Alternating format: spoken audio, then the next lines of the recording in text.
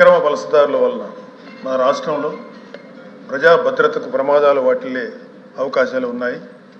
అలాగే టెర్రరిజం లాంటి పరిస్థితులు కూడా తలెత్తే అవకాశం ఉంది. అధ్యక్ష, ఇటీవల తూర్పుగోదావరి జిల్లా కొవ్వూరు మండలం పంగిడి గ్రామంలో పోలీసులు వాహనాలు తనిఖీ చేస్తుండగా ఉత్తరప్రదేశ్ చెందిన ఒక వ్యక్తి దగ్గర 15 రౌండ్ల తుపాకీ బుల్లెట్లు స్వాధీనం చేసుకొని అతను అరెస్ట్ చేశారు.